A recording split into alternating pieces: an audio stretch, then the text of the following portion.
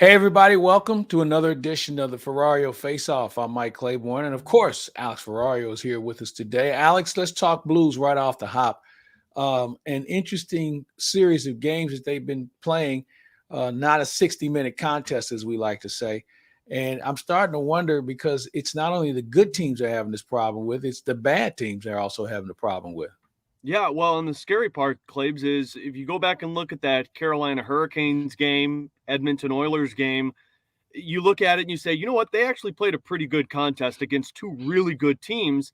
It was just a couple of mistakes, but overall, the team looked really solid. But then you go to the Arizona Coyotes loss, you go to the LA Kings loss, you go to the Anaheim Ducks loss, and yes, those two teams, not Arizona, they're playing much better than what a lot of people expected them to be, but there's still teams that the Blues should beat. You know, I was talking with Bill Armstrong, GM for the Arizona Coyotes the other day, and he said that this is a good team for the Blues. It's a deep team. But unfortunately, it's been the not playing the full 60 minutes, playing down to the contest level of your opponent. And it just hasn't seemed like the style of hockey that we've been used to with Craig Berube. Curbs noted in our postgame show a couple nights ago, Claves, against Arizona, the Blues had 5 hits in the second and third period. That's not going to win you hockey games if you're playing this style. Well, that's a good point.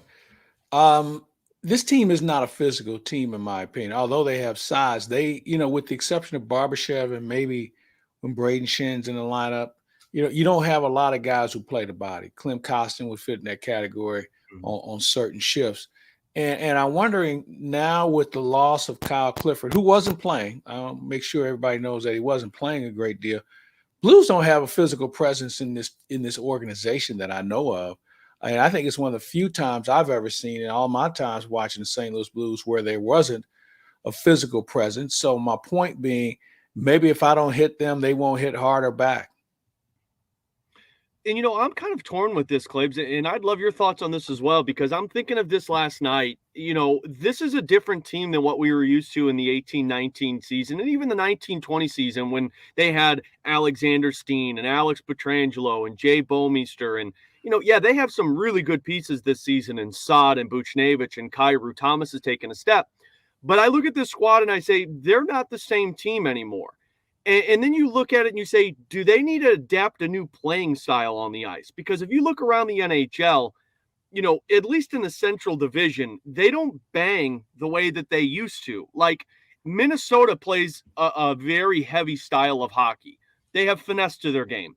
Colorado has gotten rid of some of those guys on the fourth line. Like they moved on from Bellemare that was playing on their fourth line and Liam O'Brien. They go the finesse style. Part of me wonders if the Blues, that's their advantage, if they could get back to that style. Now that Oscar Sundquist is back in the lineup, when Braden Shen returns, those are guys that add a little intensity and physicality to their game where they could get back to that. But on the flip side, Clays, I'm looking at this team and I'm seeing Kyrou and Thomas and now Krug, Perunovic being up here.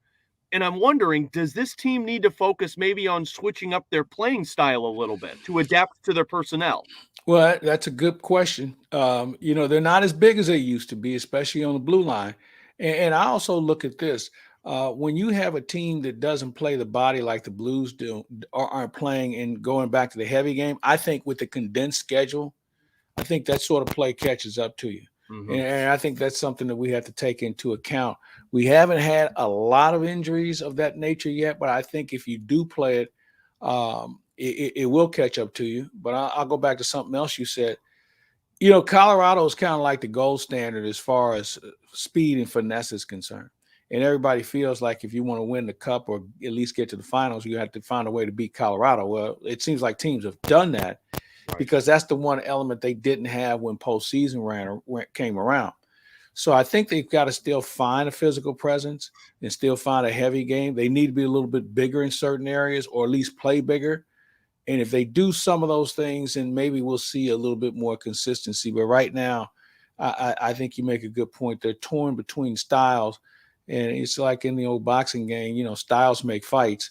And in this case, I just don't know if the Blues have the style that works for everybody on their roster right now. And as I mentioned, without that legitimate enforcer, guy that can create a physical presence, I think that makes some guys even more leery in trying to go in that direction. Yeah, and I know we're only 15 games into the season, Claibs, and it's a long way to go. But I think the one glaring hole on this roster right now, and tell me if you agree with me, is a top four defenseman. I started off thinking Marco Scandella was a really solid piece, and I thought he could mesh well with Parayko. I do love Torrey Krug and Justin Falk. But the problem is, if you go back in the midst of them, I think they've won 2 regulation games, Claibs, in their last 10. If you go back and look through those games, there is just way too much pressure in front of the Blues goaltender, and you're just not getting the puck out of your zone the way that you used to be able to. No, I agree. I think that fourth defenseman has to have some size. Yeah. The clear in front of the net and deny pucks and deny shots. They don't have that guy in the organization as I see it. Maybe, you look at Mikkola. I thought he was a guy that could find that role because of his size, and he's got a little bit of sandpaper that works for him. But, there's for some reason he's not getting as much playing time. Mm-hmm. But I really feel like they do need another defenseman. I don't think Scandella – I always thought Scandella was a fifth or sixth guy. Right. I think the reason why he played well last year when he did play well was because I think he was paired with somebody who he basically said, you jump up in the play, I got the back door. Mm-hmm. That's okay on their end. But in your own end, when you're having problems clearing the puck and doing some things in front of your net, that's when it becomes glaring because that's what you're really initially on the ice to do in the first place. Well, and then on the defensive side, Claves, I think you have to go talk about the goaltender now. And I have thought that Jordan Binnington has been really good so far this season. Through the first 10 games, he was top 5 goalie. I think a lot of people were saying he was a lock for Team Canada. But it's been 10 games this season where Binnington has allowed 3 or more goals. Now, you can throw in Joel Hofer in a couple of those games. He won a game, he lost a game. But 10 out of the 15 allowing 3 or more goals.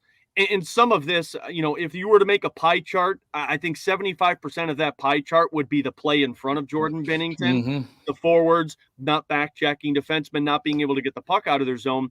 But there's a slice, about 25%, that you look at and you say, you just need him to be a little bit better, though. I agree. And, of those 3 goals, one is his fault virtually every night. Yeah. Poor mechanics has a lot to do with it. When he first came in, I thought his mechanics were the reason why he was playing well. Mm-hmm. He's gotten a little sloppy. And I think you and I even had this conversation last season where there's that one play that he doesn't make because it's not that he's out of position, but mechanically speaking, he's not where he needs to be, if that makes sense. Tell you what, let's do this. Let's take our first break. We'll come back. He's Alex. I'm Claves. This is the Ferrario Face-Off. Every day, Ameren, Illinois works to deliver reliable energy throughout the state to on-the-go families, in-the-know grandparents, and busy students. But did you know we also have ways to manage your energy? Paperless billing, outage notifications, pick a due date, auto pay, and so much more. So no matter who you are or how you use your energy, there's an option that's right for you. Learn more at amerenillinois.com/options. Back with Alex Ferrario. It's the Ferrario Face-Off. And Alex, as we talk about Blues goaltending, we talked about Blues defense. Give me your thoughts offensively on this team, because you made a point earlier about Robert Thomas perhaps making a step. And it seems like for every step that he takes as a half a step, he regresses. Mm-hmm. So give me your impressions of how this team is going to try and find ways to score. Part of me, Claibs, I hate doing this because it does sound like an excuse, but I think the fact that it's been a revolving door of guys being in and out of the lineup, I think that's affected them a little bit. Mm-hmm. Ryan O'Reilly has, I think that game against Arizona was the first time since before he went on COVID that he actually looked like himself, because he was slow out of the gate. He even joked around a couple of games ago that he wonders if the side effects of COVID are losing your hockey sense and hockey stick handling skills.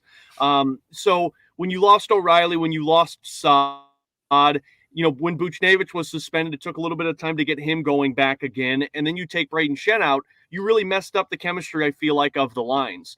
Now, I do feel like, at least on the offensive side, Robert Thomas has looked a lot better. Just in terms of his puck decisions in the zone, the creation of offensive opportunities with him, I think his forecheck has been a lot better. And him on the penalty kill has actually been pretty surprising. He's getting just as many defensive zone faceoffs as Ryan O'Reilly. But with all of that being said, you look at the game against Arizona, you look at the game against Edmonton, where Robert Thomas was on the ice and he didn't get in the way of that pass from Edmonton and Yamamoto scoring that goal, or him overskating that puck in his own zone against Arizona that leads to that goal to put them on top once again.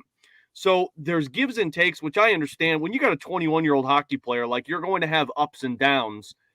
But overall for this offense, Claves, the problem is they're just not playing north-south hockey. I mean, they're making way too many passes in the neutral zone east to west. I know in the second period against Arizona, I was watching the bench with Craig Berube. Pavel Buchnevich had the puck on his stick, and he, rather than dumped it into the zone and went in after it for a forecheck, he opted to try and go across the ice to another forward, and it was turned over, and it was a 3-on-2 break the other way. It just feels like the Blues have gotten away from that style that led them to a 5-0 start to the year, because I don't know about you, Claves, when they started their first 5 games, and I understand it was a depleted Avalanche team, a depleted Vegas Golden Knights team. You played Arizona. But the way that they opened up the season, their offense looked like it was going to be the reason that it was going to lead them into the playoffs once again. And now, I mean, they can barely get 2 goals in a hockey game. Well, let's take it one step further. I'm going to go back to something that you said earlier in our conversation about the heavy game. Heavy game is a north and south game. Mm-hmm. That means finishing checks. That means supporting the puck. That means you do your job. When you start going east and west, you're making a pass because you don't want to get hit or you don't want to make a play. You just want to get it back where you may have an open shot. And I think that that's one of the things that's creating such discord with this team because of with the directions that they're going, east and west versus north and south. I think it all goes back to the style you want to play, and that's a heavy game, which they have been successful with. But I think that we've seen a situation, Alex, where there's some guys who just won't solely buy into it because there's a price to pay that some don't want to pay. Yeah, well, and that's the thing too. And Craig Berube has even said it on the post games a couple of times that it just feels like it's getting too cute on the ice. Where How many times has he said that though? Think about that. Yeah. How many times has he said that in the last year and a half? Oh, that we're too cute and we're just we're trying to make the highlight reel pass or do things that don't require as much work as getting down with it and going in the corners and making plays and getting into a legitimate cycle in the corners. Those are the things that they've gotten away from. And I don't think you can freelance hockey at this level every night and expect to win. Well, and it's not just Craig Berube who has said it, Clibbs. I mean, you could go back. Mike Yeo used to say it with this team. Ken Hitchcock used to say it with this team, that sometimes they're trying to get too cute with their passes. And, that to me, especially last year, that 56-game schedule, when things started to fall off, that to me is when guys are trying to do things too much individually, where one guy's on the ice and says, no, I'm gonna tie this hockey game up myself. Whereas go back to the first 5 games of the game where the Blues were putting 5, 6, 7 goals up on the oppositions, that wasn't, I'm going to win this game myself. That was a dump the puck in, cycle it in the offensive zone, get a fresh set of legs out there, and you're going to create either drawing penalties or you're going to find a way to get to the back of the net with bodies in front of the net. And against Arizona, Claves, it just felt like every time a shot from the point came, it was like the parting of the seas. Like guys just kind of backed away and let the goaltender get it. Where Scott Wedgwood, I mean, he played a solid game, but that's a game where I feel like if you put more pressure on him, you're probably getting 2 or 3 more rebound goals in that hockey game, and you're probably putting Arizona away in the second period.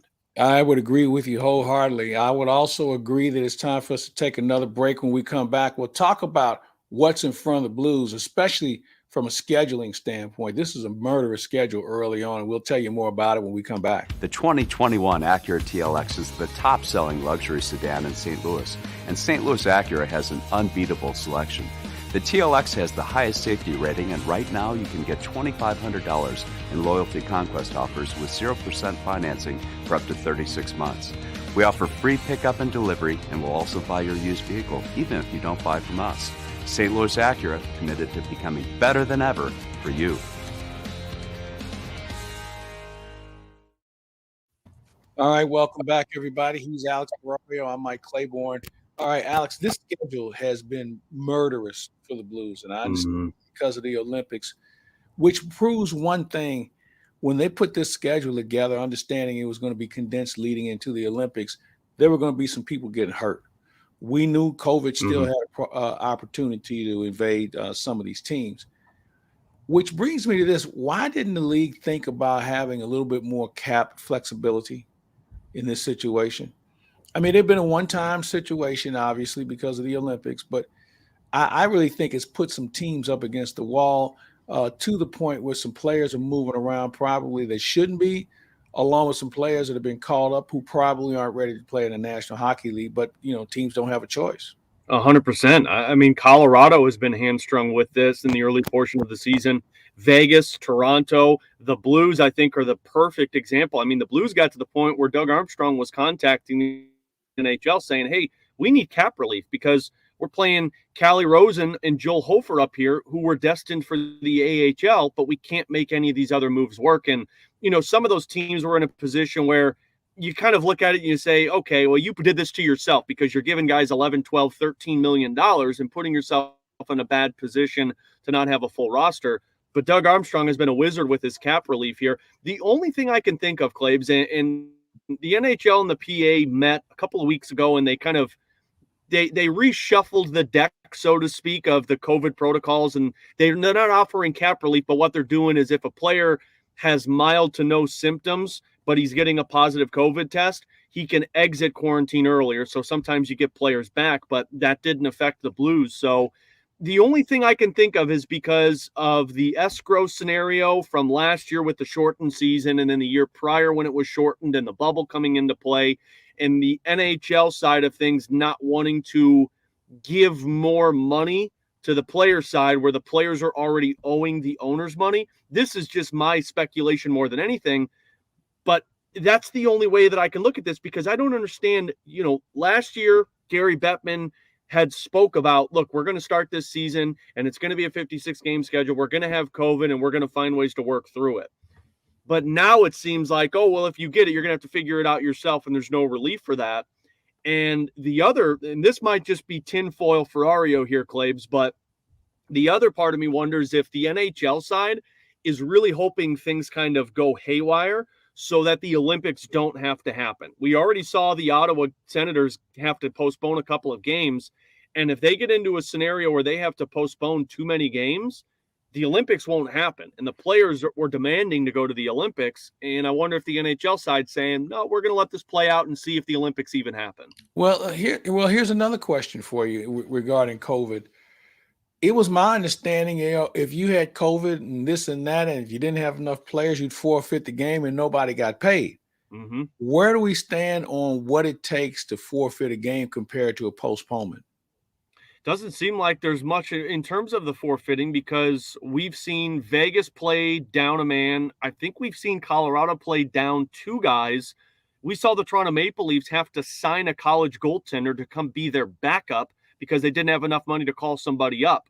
So rather than the forfeiting, which, I mean, Ottawa Senators would be in a position now that would have had to forfeit their game against the Devils the other night, but they opted to postpone it. So it doesn't seem like the forfeiting option is even on the table anymore, which I'm a little surprised by because if you look around the professional sports leagues, the NFL has told players that's the thing. I believe the NBA has told their players that's the thing as well.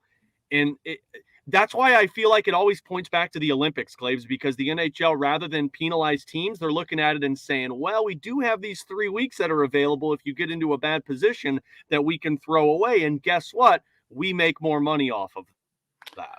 Well, it will be interesting for sure to see how things shake out. I mentioned the Blues schedule. It is brutal. From your standpoint, how does a team go to the West Coast twice before Thanksgiving?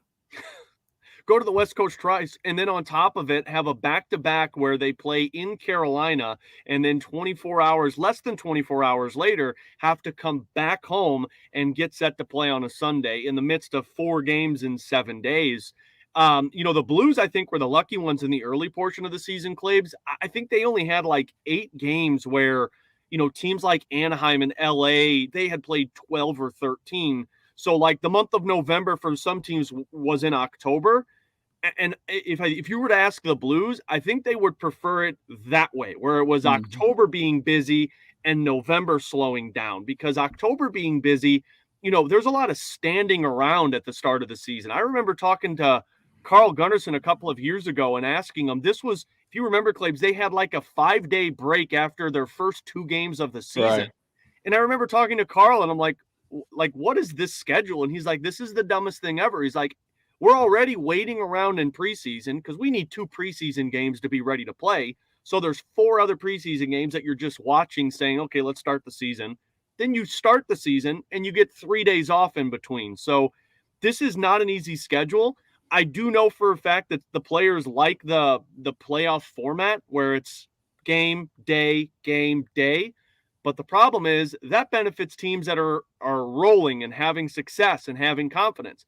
That doesn't benefit a team like the Blues, who are now in the midst of a 4-game losing streak, have lost 3 in regulation, and obviously need to practice. But they have no time to practice because you have to focus. So this is a grinding schedule, and the problem is it doesn't stop. I think their first 3 days off consecutively isn't until the middle of December. They have a couple of 2 days off consecutively, but this is going to kind of be a buck up moment for the Blues because there's no opportunity to practice. There's no opportunity to rest and take a day away from the rink. It's kind of go right back at it and find a way to get through it. And there's no help on the way. It is what it is right now. Yep. All right, Alex. Well, we're out of time for today. We'll do this again in the very near future. Blues have more hockey in front of them, and we'll continue to talk about that as well as the rest of the National Hockey League. Good talking to you, sir. You as well, Claibs. Looking forward to talking more Blues. He's Alex Ferrario. I'm Mike Claiborne, and this has been the Ferrario Face-Off. But first, the only thing faster than this supersonic golf cart are the closing times at thehomeloanexpert.com. Mortgage rates on the 2s, and we have a 21-day closing guarantee. Apply online today at thehomeloanexpert.com.